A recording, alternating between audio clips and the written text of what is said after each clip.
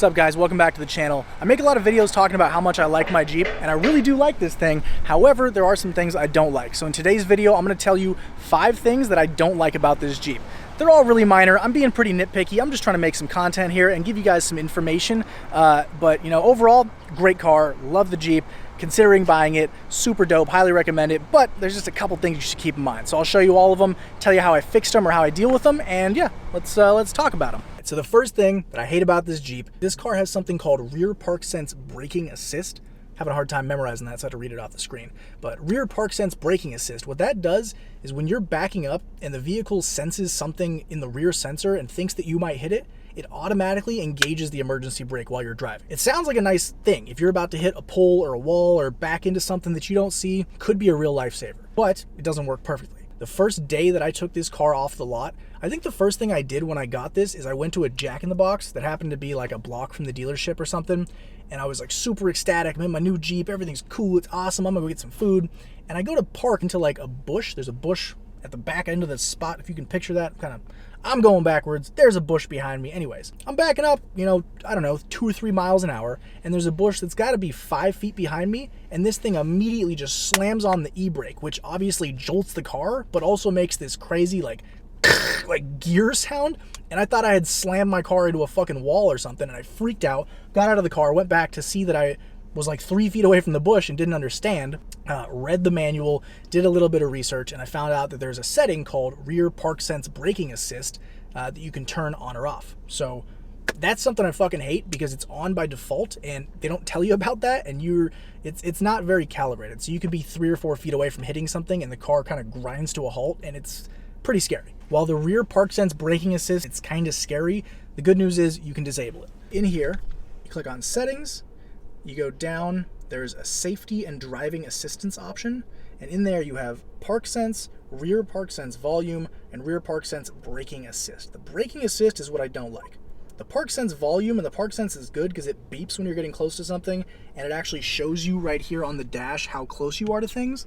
But the braking assist, I think, should be turned off, at least until you know what you're getting yourself into, because otherwise you're gonna think you're crashing. I'll show you how it works. All right, so we got rear park sense braking assist on. I'm gonna go ahead and throw the car in reverse. The rear camera comes on, and as you can see, I am backing up near a fence, right? It's beeping. See that shit? It just fucking slams on like I hit the fence, and watch. Here, I'll put it in park, put the brake on just to be safe. Let me get out. I'm like fucking 2 or 3 feet from the fence, and it just slams the brake on. It's super scary. I don't know, maybe it's just me, but it's super annoying. The second thing that I hate about this car, I guess this kind of applies to all cars. I've had a few cars and I've never had this many issues with this specific thing. But anyways, what I'm talking about is the key fob. So this car, as most modern cars, has, you know, a remote key fob that unlocks the door without me pressing buttons, and it starts the car because this car has push start. However, I have 2 key fobs that I was given when I got this car, and both of them fucking suck ass. They both constantly cannot connect to the car, and I don't understand why. I've replaced the batteries in them twice, and I've only had this car for 1.5 years. You would think each key fob by default would last, I don't know, a couple of years, like especially because it's barely being used, but I've replaced the batteries in each of them, and I still have this issue where constantly the car disconnects from the key fob and it says no key fob connected or detected. And I get in the car and I try to use the push start, and I'll press the button and it says that I have to take my key fob and then push the push start with this button in order to start the car. It's not the biggest problem, but it's just like an inconvenience. And especially with replacing the batteries, I don't understand why it keeps happening. There's also a bit of an issue with the way that the key fob disconnects when I get out of the car. So sometimes I have to get out. I have a gate in front of my house that's not powered, so I get out each morning and I'll kind of manually open my gate. My keys stay on my body, obviously, when I get out of the car.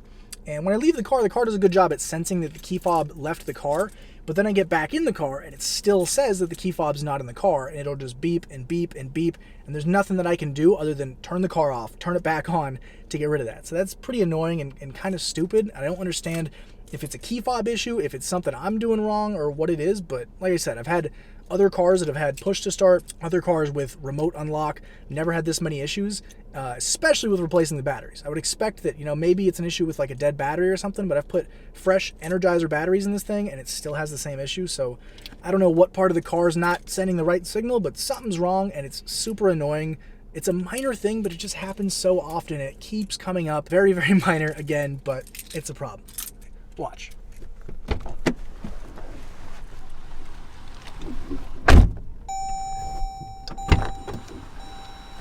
Okay, so I'm back in the car now, and the beeping is just gonna continue beeping forever, basically. I can put the car in drive, I can take off, and it just beeps endlessly.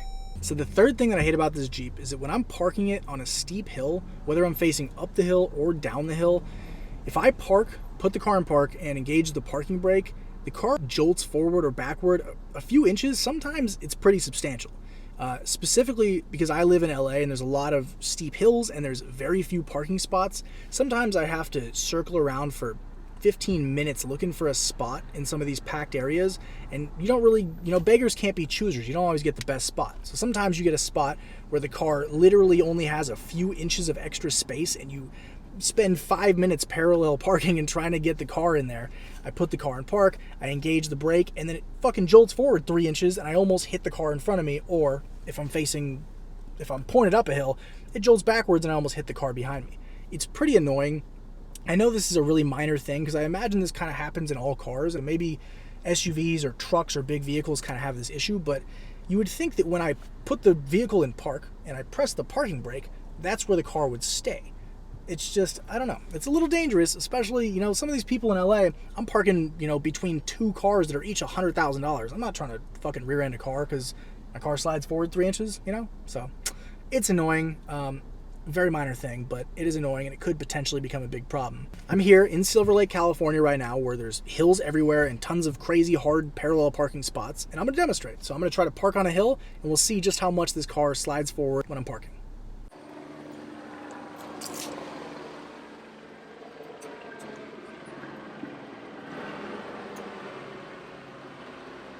The fourth thing that I hate about this Jeep is kind of an obvious thing, and I left it to the fourth thing just because I kind of feel bad even mentioning it, but regardless, it's the fucking cost of gas. Granted, I live in California and gas prices have changed a little bit recently, but filling this thing up is super expensive, and it gets really bad miles per gallon, at least in my experience. So I've read on some Jeep forums and I've talked to some people through my other videos that say they get a lot better mileage than I do.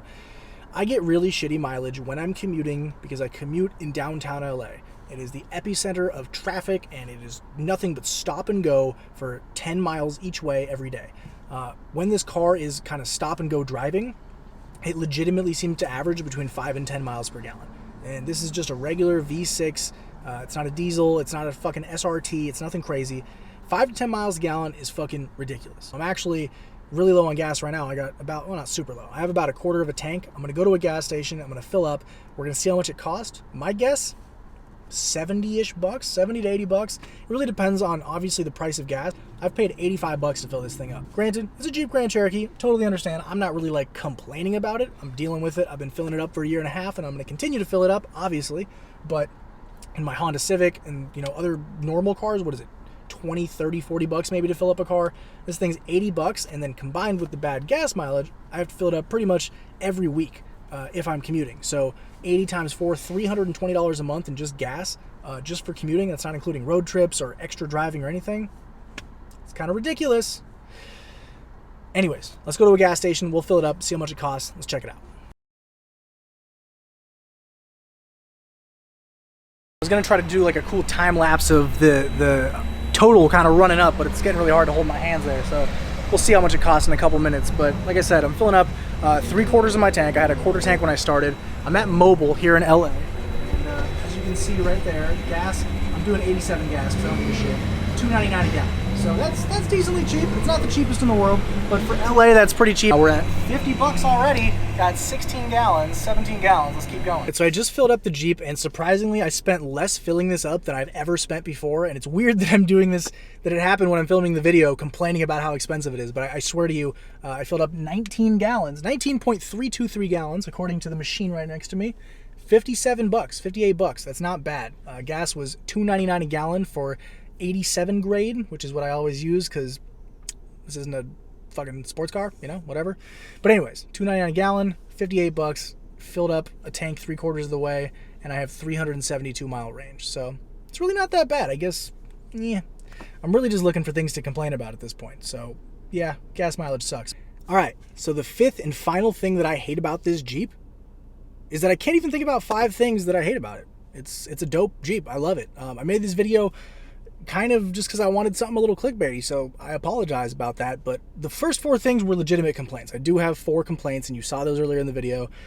But that's about it. This car feels safe. I enjoy driving it. I think it looks good. It has all the amenities I'm looking for. It's a great Jeep. I have a great time driving it. I'm seriously considering buying it when my lease is up. I've had a great experience with it.